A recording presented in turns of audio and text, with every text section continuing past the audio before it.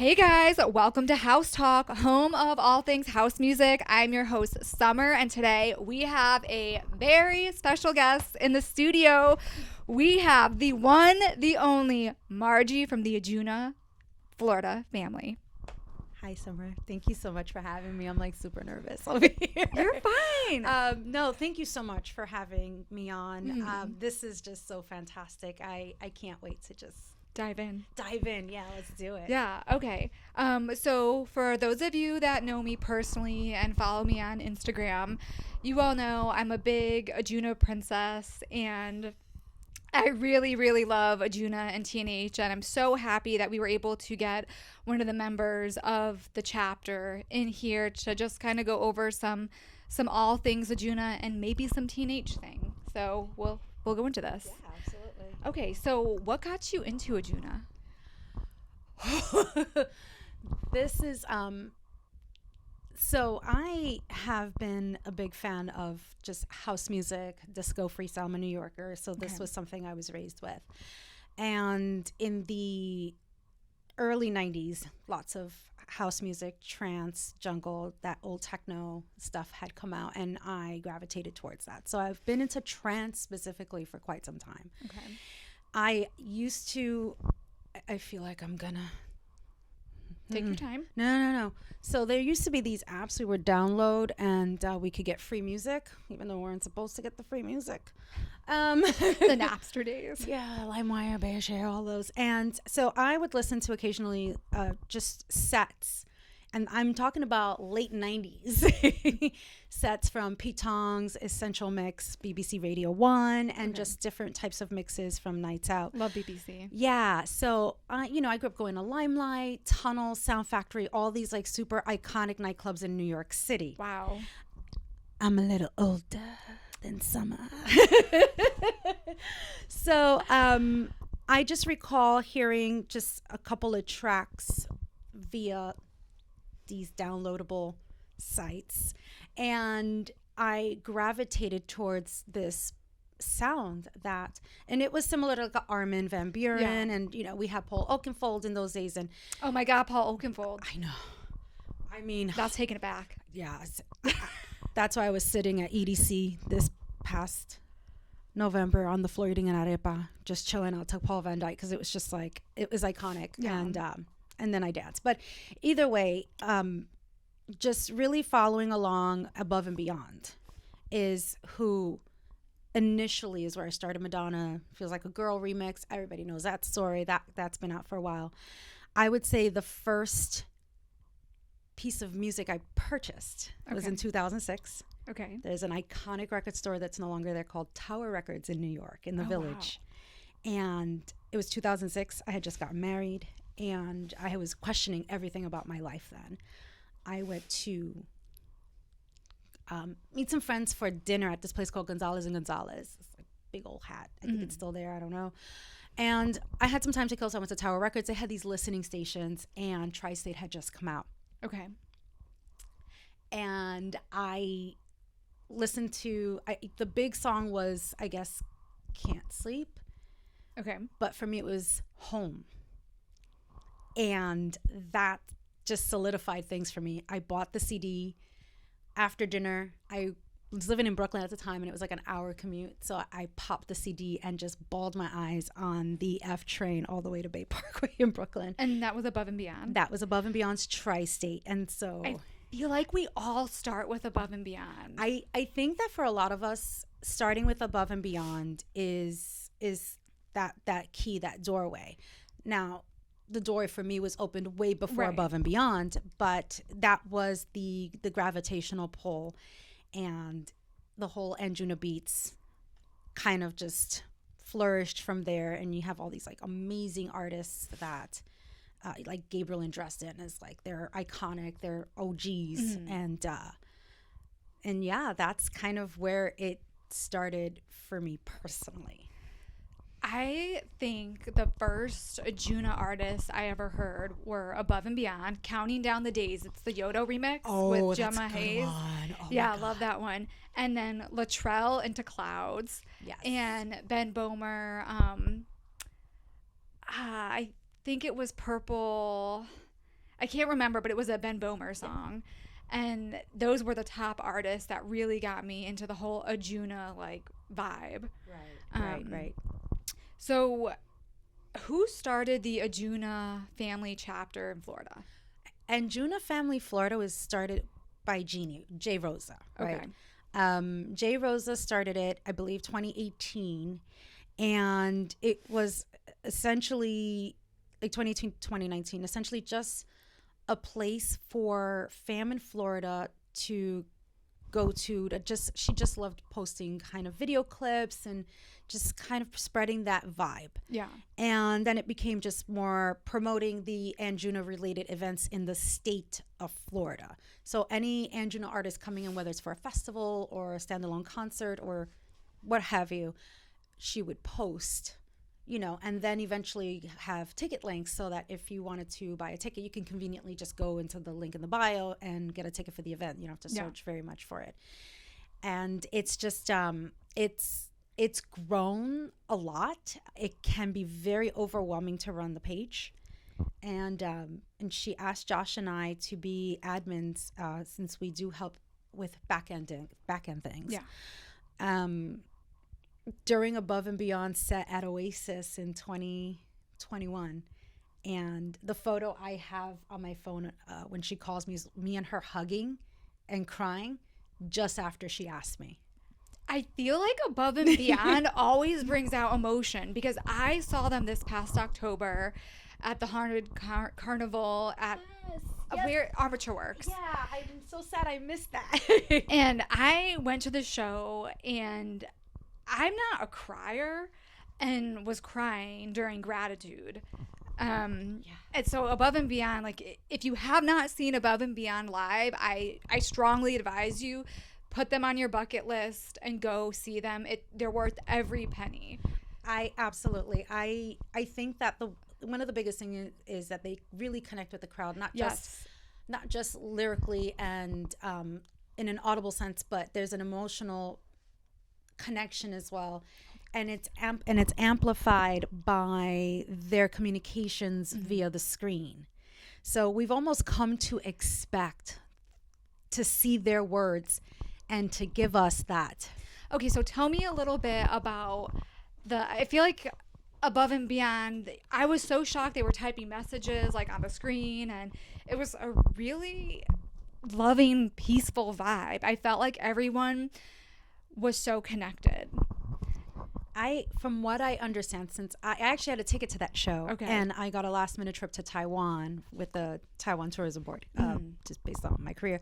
So I was getting on a plane as everyone was going to the event, but I heard that was one of their best shows that they've done in quite some time because they did a lot of their older songs. They did some remixes, and there was a big connection to the crowd and within the crowd. Yeah.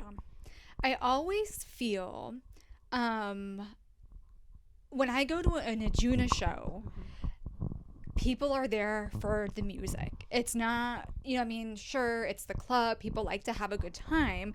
But do you think it's a fair statement to say that if you go to a Anjuna show, a big population of the attendees are fans? I would say that's a very correct assumption. A majority of the crowd is connected to the artist, connected to the music, and connected to the community that comes through during an Anjuna show, whether it's Anjunadeep-Anjunabeats, even like This Never Happened, all those awfully. I know. Oh my God, This Never Happened. Oh my God. Yes, and we'll touch on that later. Yeah. But there's a deep connection, and the thing is, I have been around other environments. You have Factory 93, you have Pure, you have A State of Trance. And so there are very strong connections within those communities as well. Right. I just find that there's something a little special with Anjuna. And I think that because the portrayal from the artist is just that very peace, love, unity, respect, the plur is there. There's accessibility. you know, they are accessible. You can like their stuff on Instagram. They talk to you. They stop and say hi. I'm not saying that other artists don't. I think it's just very common with. I am so glad you touched on this because this is something I wanted to bring up. On my drive down here, I was thinking, I don't want to say who I messaged because I messaged a few Anjuna artists and most of them have written me back. And last year I messaged someone and like one of my favorites, and I don't know if it was him or his team, but somebody messaged me back just like, thank you for the fan, like thank you for being a fan, like we totally appreciate this. And every festival I've been to, when a Anjuna artist comes on, it's like the sound system changes, and these men and women are so professional. They're humble. I mean, even TNH, I want to say the TNH group we met, Anjuna, humble artist. I mean, you and I had the experience of meeting Sultan and Shepard and Jero. Oh my God, yes, that was an amazing experience. And for those of you tuning in or maybe newer to the scene, Anjuna and TNH, there is some interrelation between the two record labels. I don't exactly know what it is, but you see a lot of artists bounce back and forth. Right. TNH is This Never Happened. Yep. Right. This Lane 8's label. TNH. This never happened. Oh, I'm over here thinking TNT. TNT. Hold on, I need more coffee But no, I mean, it's you, and you've probably met Anjuna artists. I mean, I know Jeannie and Josh have. Yes. I have met some Anjuna artists. Some have been very much in passing. Mm-hmm. Others have been kind of like the meetup that we had. A few have been just after show. Thank you for being here. Us, yeah. Some of them have been kind of that backstage area at an event where you can quickly have a quick chat. I know one Anjuna artist is probably a little tired of not me necessarily, but my good signs. I think I've given poor Tom Marsh. He was just here. Yeah. Oh, Marsh. Simon. I think Simon. Okay. I've given poor Marsh, like, I think 4 good signs. It's like, here. Toma, papi, cógelo. Here you go. But it's like, oh my God. So I vowed not to give him another damn good sign. Who was your most memorable artist that you met that, like, if you died, you went to heaven? And like, who was the most memorable? Oh, that's a great question. So I don't necessarily put it in those terms. Like if I, oh my God, I met this person, I would die happy. Mm-hmm. I'm more of like, I had dinner with them and I got to connect with them. I can die happy. And I haven't had that yet.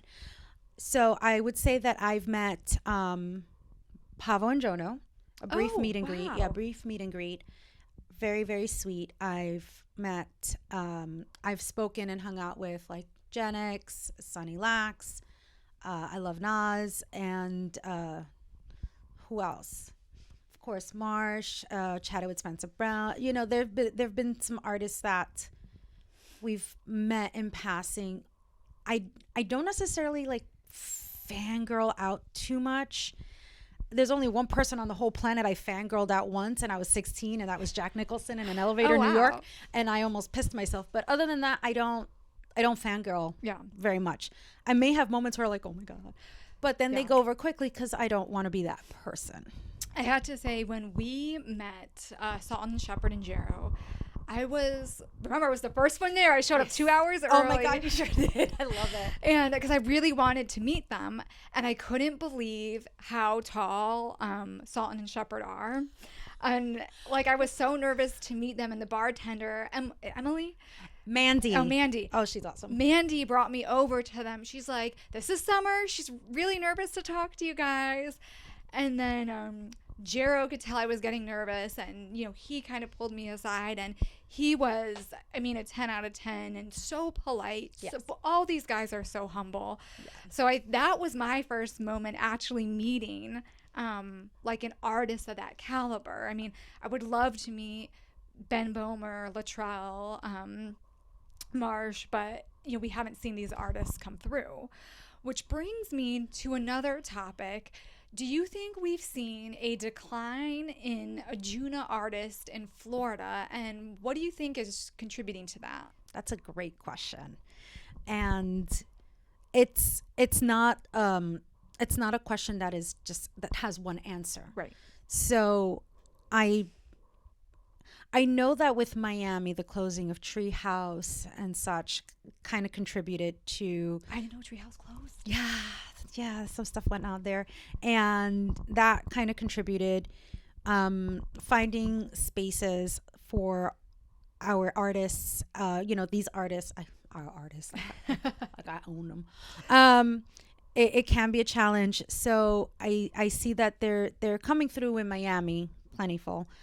And I know that in Tampa for like a while we had like back to back, and that was a gift from Late Night Flights, their promoter, and their collective of promoter and DJs, and they're just these amazing people. Lyndon Uig, may he rest in peace.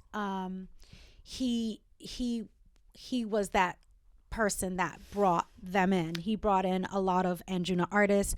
So Late Night Flights and Anjuna Family Florida had this kind of give and take relationship. Right. And I know that Lyndon and Jay were very close. And he valued not just her feedback, but my feedback and Josh. He valued our feedback as like, okay, who should I bring in? And based on kind of just casual conversations, music, and general vibe, we would make suggestions. Okay, bring this one in, that one in. And he also had his favorites.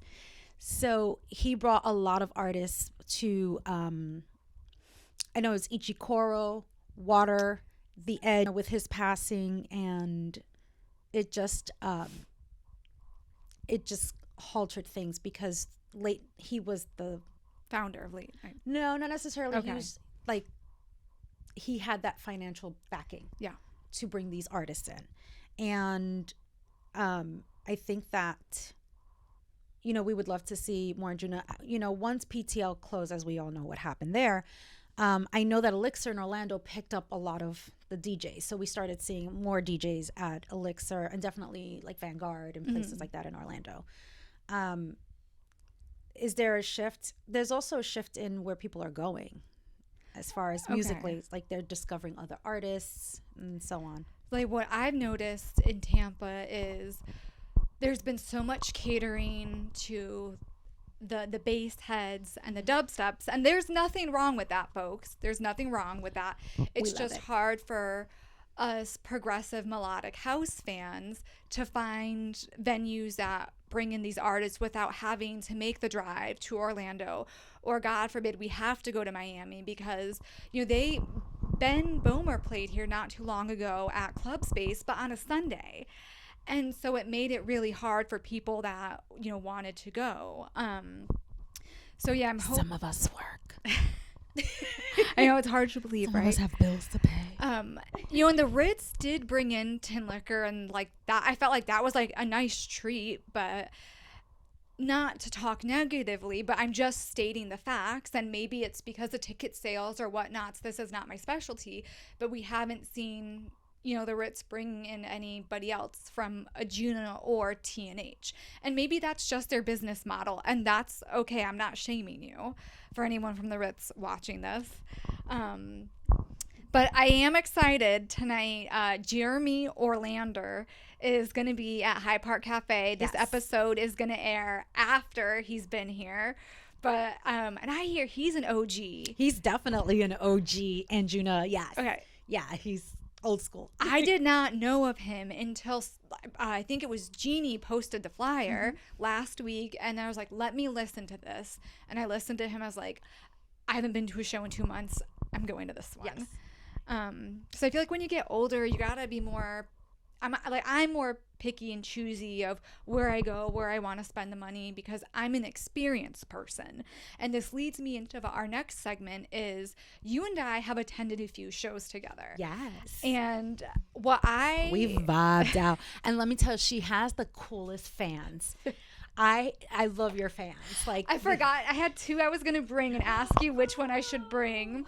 I have you. Are you sure about this? Or like, that meme where the guy's like, you sure about that? Yeah, that fan. And then my other fan, my new one is I make bad choices, but I think I'm gonna go with you sure about that tonight. I think the Are You Sure About That? That's a solid one. Yeah. like that. But we've attended a few shows together. You guys, I've always felt very safe with this crowd.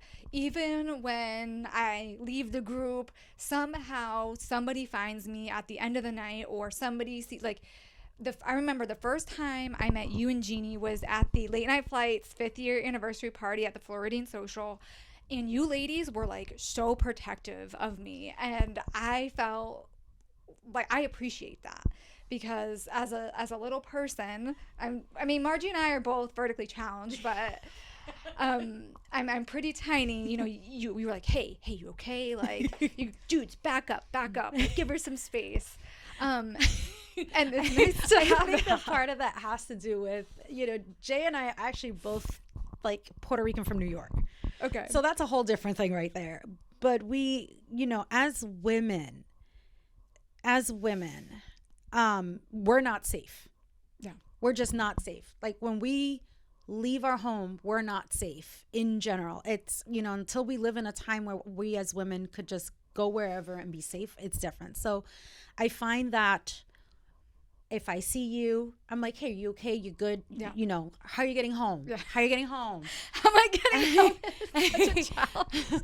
Well, and it's not just you. It's in general. Like we try to take care of each other. Now, of course, there are folks that we've known for a while and we know how they operate. So we know how they'll get home. And so, but when it's someone we're not fully familiar with, we want to ensure that you're taken care of. Yeah. You know, and so Jeannie and I are not drinkers. I'll have maybe like a drink or two, if that. But we remain sober ravers, so to speak, so that we take care of not ourselves, but also others as well. And I appreciate that because I like to have a good time. And I just remember when we went to TNH at the Vanguard, that show, you know, you walked us, we had to walk downtown. You're like single file. And I'm like, we all were able to get to the facility, the venue all right. And then Clarence is another member of the group, so shout out to Clarence if he's listening. Clarence, I still have your Anjuna Family Florida shirts in my car. Jeannie had them in her car for like a year. I've had them for a couple months. Papi, we got to get the shirts. But Clarence, you know, I never met him, and he was, you know, like really like positive and hey, I just want to make sure you're okay. And then at the end of the night, you know, it's so funny when you leave a venue at the end of the night because like you don't know what people are gonna look, you know what they look like coming in, but you never know what they look like coming out. And I'm literally walking out and Josh and Jeannie see me and Clarence and they grab me and were able to help me get into the Uber, and I just appreciate the group looking out. Which kind of segues into this. You know, we talk a lot about the group and how does one get into the group, because I felt like the work I had to do to join. Like I was messaging, I think it was you, Jeannie, and Josh through Instagram for maybe like a year. And you guys would give me free tickets to stuff. And then I had my first meeting with Josh and we talked about all the Juna stuff. He like quizzed me on songs and I knew the tracks, and then it was like, okay, you can meet the rest of the group now. Oh my God. But I felt like that was a kind of a good initiation because you know they're there for the fans and not just to like clout or try to get one up or try to, I don't know if networks the right, like it's like climbing, you know what I'm trying to say? Right. Climbing that social ladder for clout. So, you know, people are just very different. Everyone is just a dynamic group of individuals within, you know, all social circles. And so Anjuna Family Florida, just like Anjuna Family Worldwide or Anjuna New York, or, you know, it's just, hey, here's a bracelet, follow us. We have events. Sometimes we have meetups. Mm-hmm. It's usually very organic. You just join, and if you're in Florida, you're automatically in Anjuna Family Florida. Like you don't have to. You know, if you want a bracelet, you know, we'll try to get one to you. But I think that it's always great when people kind of come in organically. It's not necessarily like a join. It's just like come in organically. And we have had people that come in and want to use the Anjuna Family Florida name, want to use the platform for clout. And it's not even Like, it's not even that type of platform. I think there's a misconception that, you know, we know a lot more than what we actually do. Yeah. We really are fan base. Right. We are fan base, and if an artist offers a meet and greet, or if we know someone that can ask an artist for a meet and greet, or we just do a meetup within ourselves just so other fans can connect, and people that are traveling from other states or overseas to Florida for events, they can connect with people. It's just kind of a organic way to connect. And occasionally you'll get people that are like, well, why don't you do this, or why don't you do on Twitch, or why don't you do that? And it's like, that's not the purpose of this particular group. I know other groups do things, but we've had people try to take it and not be cool with it. And this is not just for people tuning in. The moderators do not get paid. This is all volunteer. You know, and like I said, I keep referring to the night we went to the Vanguard in Salsa and Shepherd, because I believe you and Jeff were a part of organizing that meetup, and they did this on their own time. And then, you know, it was something really nice. And I feel like you almost have to be protective of the group. And, you know, I see, you know, the reasoning behind all this now, because we can edit this out. Anjuna inspired artists, Anjuna inspired events is what we've coined that. Some people feel like, oh, since Anjuna Family Florida, you should do more Anjuna stuff in Florida. And that's great. The thing is, it's a logistic thing, first of all. Yeah. It's Anjuna Family Florida. So Anjuna Family New York or Arizona are cities, right? And LA, they're cities where we're a whole state. Now, of course, Anjuna Family New York is a whole state. But in New York, for instance, if you're going to go to a show, it's like... It's going to be in the city? It's going to be in the city. Okay. So, and it's easier to navigate. Here, if you want to go to a show in Miami from Tampa, how long is that drive? Like 4 or 5 hours. Yeah, or you got to take a train or a plane. Right. I mean, and you have to, like, dog sitter. Right, like, hotel. So it's a bit more in depth. And it's also, you know, finding a space to host the event. Now everyone's like, oh, you can do it on the beach. You could, but there's license, there's setup, there's a lot of things that go into that we just don't have the capacity for. Now we understand some people may have it, but it's like, okay, are you gonna charge? Like, we have the Anjuna logo in our Anjuna Fest, so we contractually cannot profit from anything that has Anjuna Family Florida. Oh, that's interesting. We cannot profit with that logo on the A. We cannot see that have it all set for we are not to profit from that. And that's a call that Jeannie made. Yeah. It's, you know, we understand some people, you know, may make some, like the shirts. They're basically either at cost and so we're not going to charge for an event that doesn't have an Anjuna artist. Right. We don't want to hear from HQ or from anyone. And that's not to say that people don't do these things. It's just like, we don't want to deal with that, because retrospectively we cannot profit from that. Right. And so that's why we didn't do like our Twitch streams and you know, try to, like, we personally didn't do that during COVID. But there are folks that feel like they can run the group better, and maybe they can. And then some are just out more for clout for themselves, to expose their name and their talents. And they're talented, they're great. But this isn't the right platform. This is not the platform for it. This ain't about you, boo. Yeah. I know Josh and Jeannie have traveled, and I'm going to go out on a limb and say I'm sure you've traveled to shows outside of Florida. Can you touch base on some of the shows you've done elsewhere in the United States, and have you been overseas? Like, I want to go to the open air in, is it London they have it? Yes. Yeah. They have a few different open air. I know the first milestone that we all traveled together, and it was Josh, Jeannie, myself, Jeff, one of the mods, Michael Sinopoli, one of the mods. Okay. Greg is one of the mods also, but he didn't go. But it was the first milestone show that we were all together. Right. And that was 500 in LA. And it was so much fun. It was very emotional. It was very emotional. I've personally have been to Red Rocks. My son went to Red Rocks for Above and Beyond. Are you a Red Rocks fan? So yes, I love the venue. I feel like everyone loves the venue. It's a gorgeous venue. I would say that and the Gorge are very gorgeous venues, and they're, you know, just amphitheater style venues. I've been to Hong Kong, and I went to Prague. Okay, I was not expecting Hong Kong. How is that? I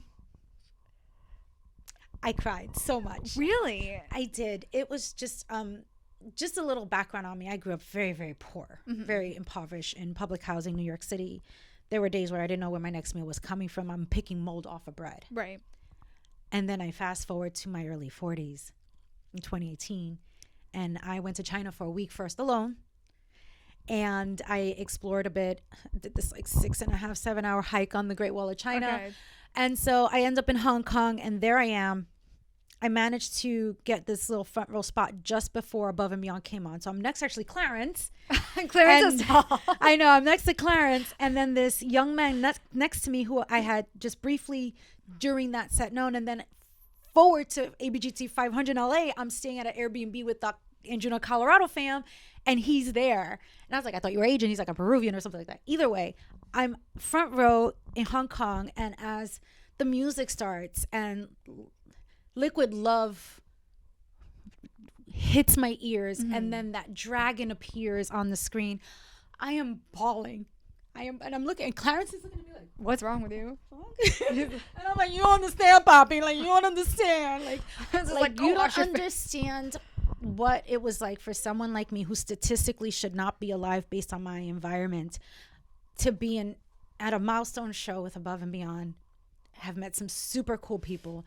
Like we were walking down an alleyway a couple of days beforehand, and we met Latrell, and like one of the guys, like David, I think, got Latrell a beer, and we're just like sitting with Latrell in an alleyway in Hong Kong. And then it was just like, it was such a surreal experience for me, and I felt so privileged, and I understood what privilege was at that moment. And so Hong Kong was my first out of the country milestone show, and it's Hong Kong, and it was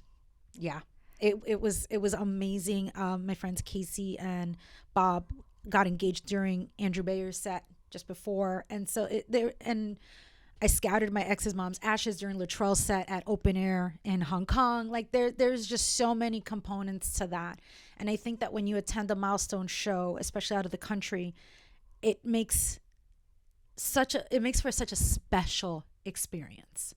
It's something I highly recommend.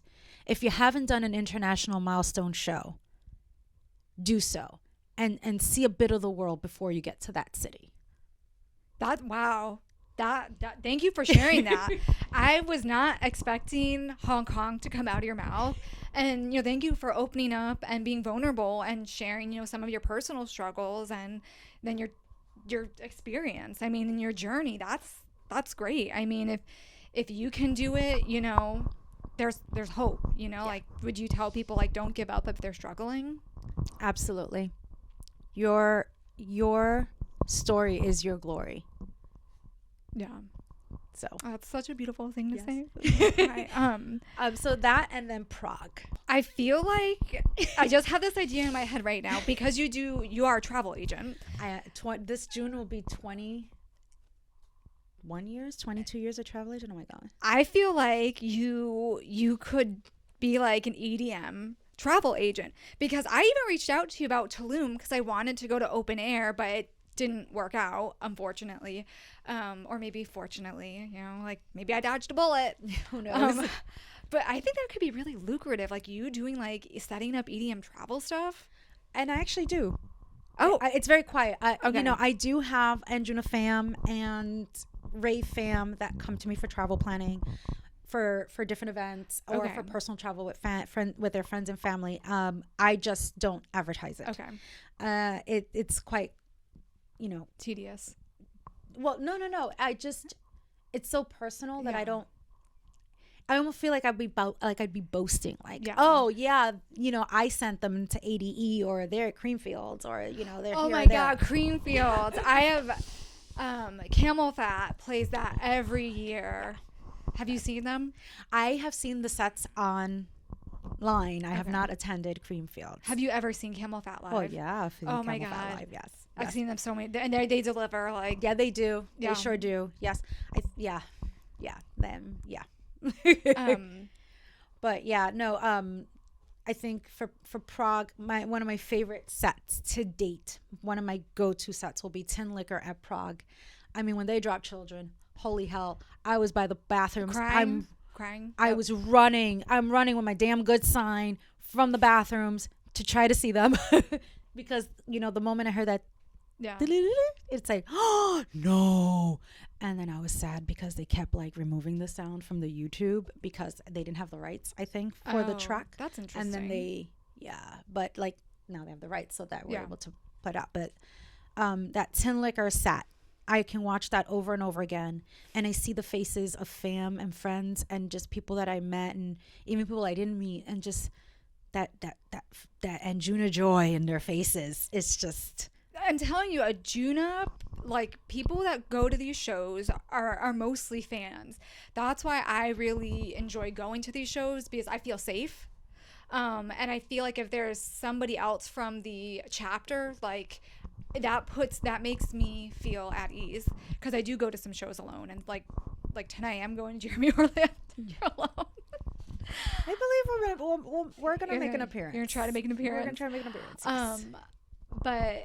But yeah, it's like to connect and like bop your head and sing the lyrics with a total stranger next to you. Like, I can't explain the love you feel. I mean, and maybe some of you guys tuning in, maybe you guys are big John Summit fans, and maybe you guys feel the same feelings we have at Anjuna shows, but I don't know. I feel like we are all very connected and in tune when, you know, like, I had a great time at Tin Liquor. Like, this past August, we all went to Tin Liquor together, and that was a great show. And, you know, Above and Beyond this October, and Simon, great show.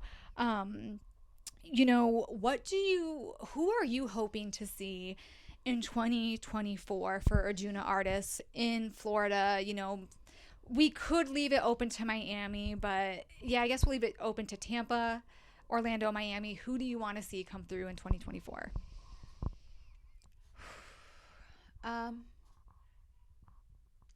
Andrew Bayer. He's been here, but I like,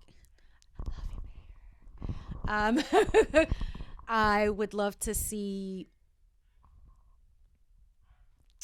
oh my God, who would, I feel like I've seen almost every Anjuna artist. There really isn't many left that I'm like, oh, I would love to see them again, or, you know, not to say I would love to see all of them again. They each have a special place in my heart and in my playlist. You know, it's just, I've been doing this for quite some time, so I've seen many, and I think that the newer artists, the ones that are being discovered, would be the ones I would be eager to see how they do at an event. I'm hoping for Latrell, because yes. I have not seen him yet, and I've been a fan for like 5 years, and I haven't gotten to see him.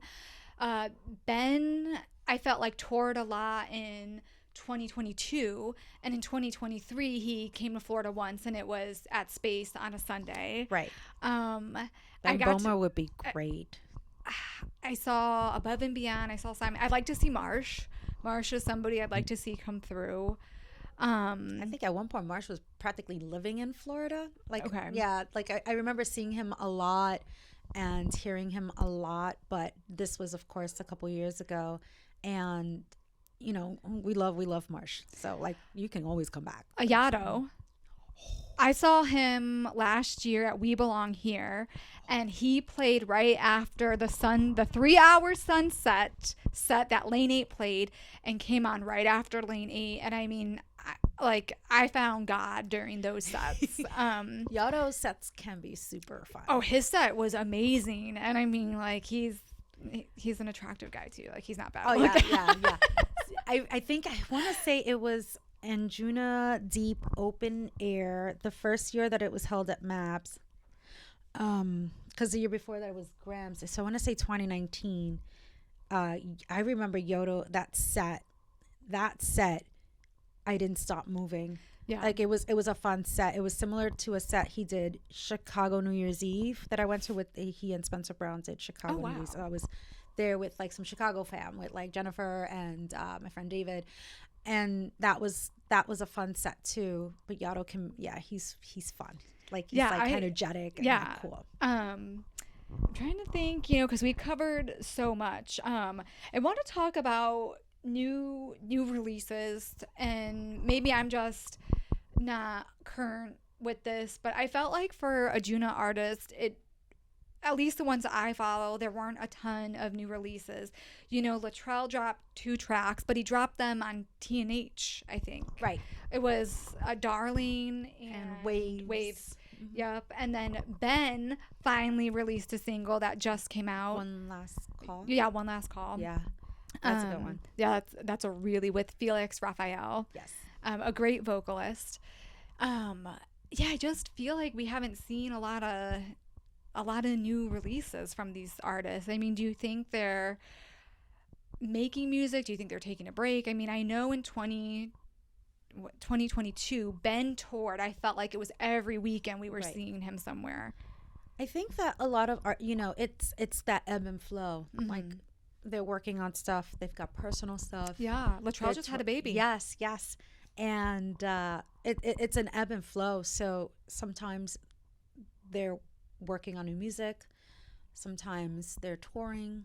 I think that pretty much all artists that produce are always working on something, whether it's a remix or kind of creating something. It's just a matter of when they put it out. So I know that 2023 seemed like a slower year. Maybe it was just a year where collectively a lot of folks were just kind of, because remember, COVID, everything stopped. Right. And so those that could produce, that could work, were just like really going in. And so that's why in 2021, 2023, 2022, so much was coming out. Oh yeah, that's a really good point. I think, especially in Florida, we were one of the first states that was fully open. So a lot of artists that just came here. They came here. They needed to make money. They had to pay their bills, and we were here for it. I think in 2024, it's going to be interesting. At least for the local scene. Like I said in my last episode, I think we're going to see a few people really rise to the occasion, and we're going to see a lot of people just quit and give up. But that's just the industry. I mean, I may not be doing this.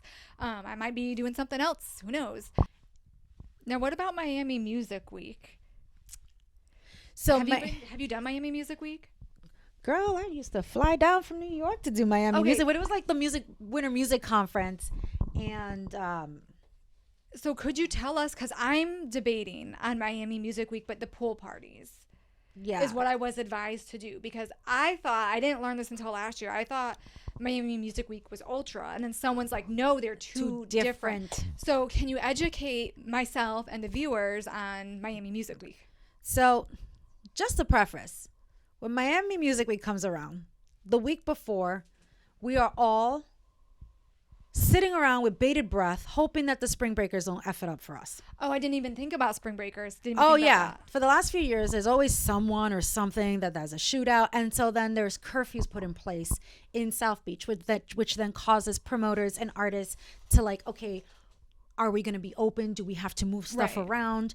And you have patrons in South Beach are like, okay, but what if I'm coming from the club or something at like 11 o'clock midnight and now there's a curfew? Because the Spring Breakers didn't know how to act. So we are all, Anjuna, Ultra, everyone that's attending Miami Music Week and Ultra, we're just sitting there like, act right, people, act right. So that the week we come through is great. However, so Miami Music Week is a series of music events from various genres at various locations. And several artists will perform both at Ultra and Miami Music Week. It depends on what's in their contract. So throughout Miami, that includes like Wynwood and also South Beach and other places at hotels, pools, and lounges and small, lots.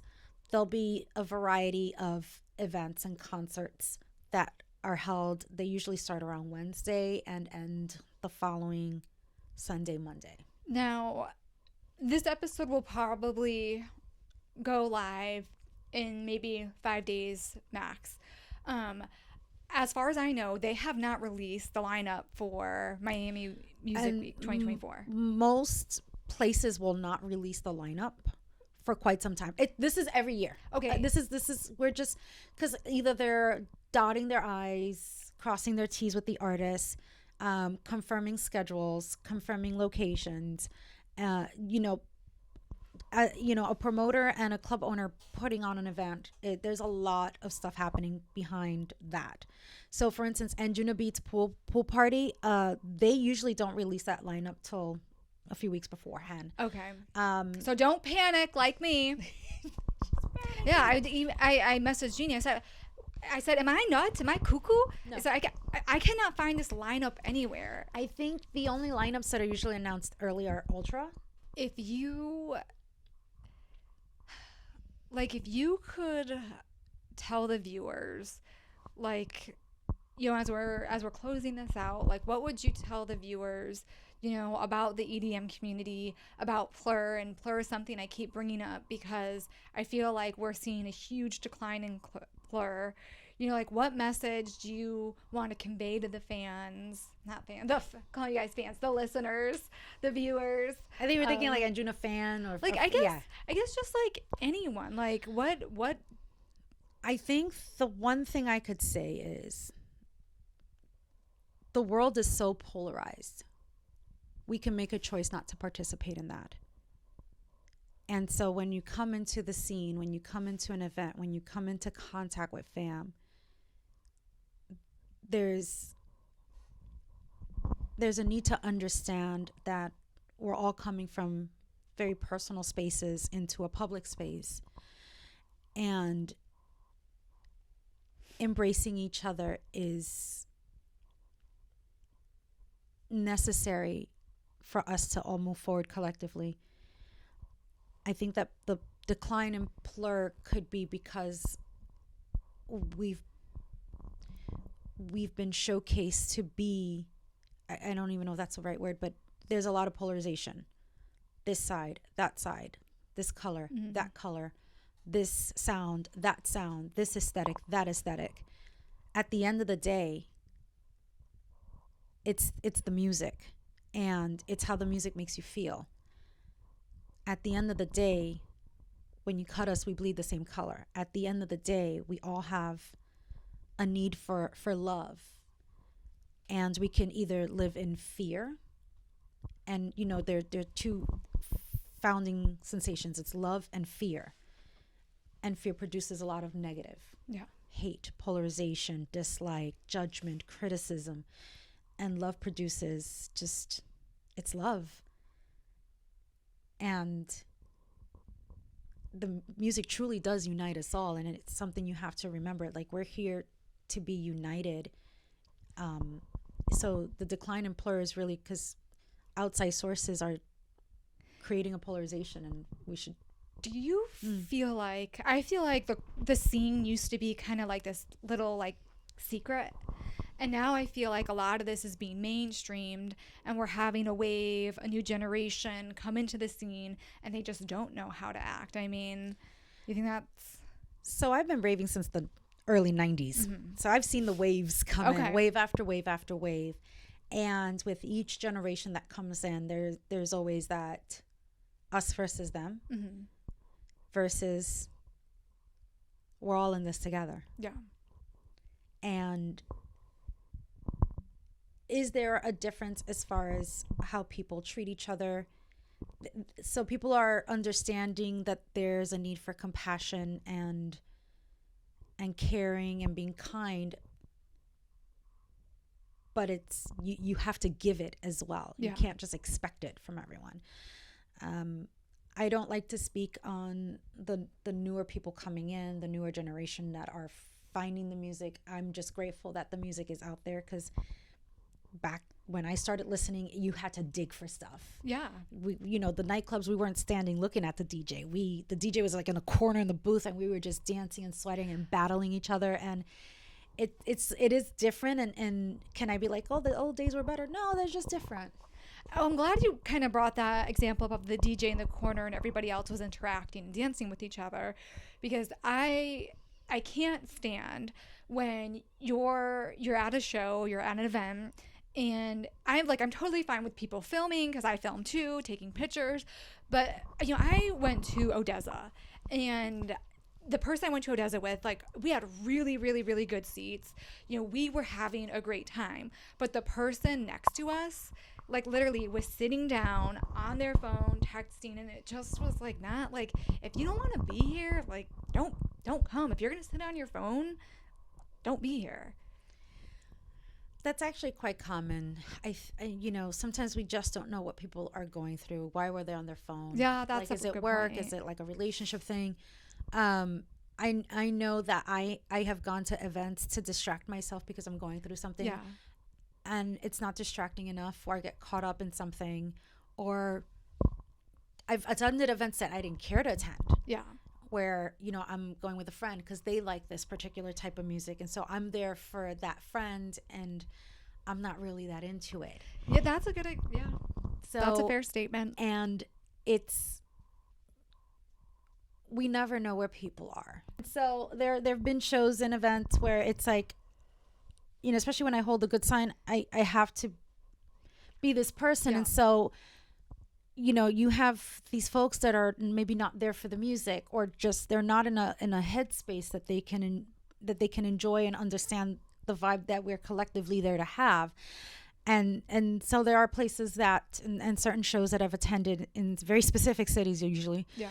where it's just such a off vibe, and you know, you pay this money, you travel, you book this hotel, and you get there and you're just like, seriously, people, like, can't we just act right? That's what happened when I saw Tin Liquor in Miami. Yeah, Miami. Okay, And I told love him you, at Miami. Space. I love you, Miami. I do. But some of y'all need to get it together. Well, when I went to Space, I got ghosted, and I went to the show by myself, and I'd never done Space. Oh, Yeah.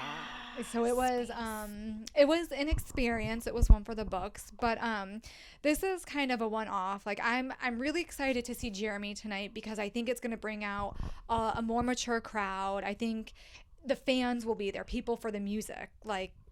So I'm excited for that. But you know, you've been doing this a long time, and this is going to be a crazy question. Since I was 16. Do you think? I'm 47. I've been doing this since I was 16. You don't look 47. So I've been told. Do you think it's possible to find love in the club? I think anything's possible. And when you say find love, it's like, you can find love in the club. I mean, okay, I found Josh and Jeannie in a club. I love those guys. Those are like ride and die for me. Right. Now, relationship wise, I personally have never found love in a club, but yet I don't look for it, and I'm on guard. I'm covering my drink. I'm there for the music, and not to say that others are not. I think it's very possible. I know several scenarios. I know several couples that have met either at a festival, at an event, at a club, or, Dave and I think Jackie, they met during ABGT 300 in Hong Kong. He lives in Alaska. They're together. They've been together for a while. So it is very possible. So there's still hope for me. There is still hope for me. There's hope for me. I'm still single. Well, because I'm having so much fun Yeah. being single that you got to be extraordinary to come into my life. Yeah. And I'm not settling. Settle isn't a word for me. Good for you. I carry the good sign. Yeah. That's a whole different thing that whoever is with me in a relationship would have to kind of understand. Yeah. The Anjuna community, something they'd have to understand. Yep. And I think that it would take someone very secure and very strong to be with someone like me. Mm-hmm. But yeah, I think it's possible to find love in a club or at a festival or at an event, especially if the music is kind of a connecting factor. Yeah. For me, that's a big thing, is like you said, to be understood and have someone understand this. And it takes a certain person that understands this type of, I don't want to say lifestyle, but yeah, in a sense, it is a way of life for us.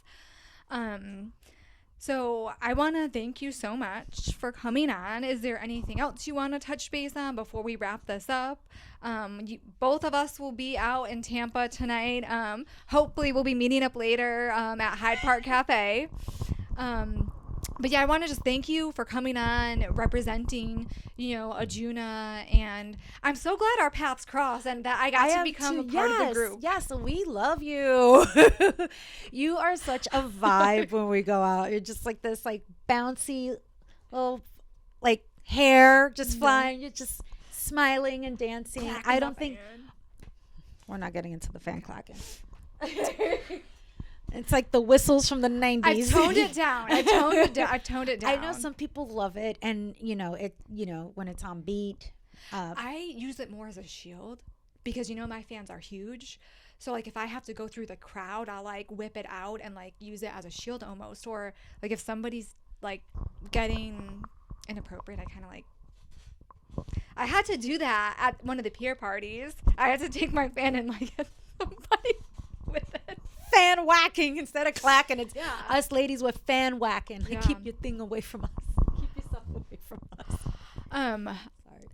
Yeah, I had a great time doing this. I had a lot of fun. Guys, stay tuned for my next episode, which is going to be reviewing Hyde Park Cafe and Jeremy Orlander.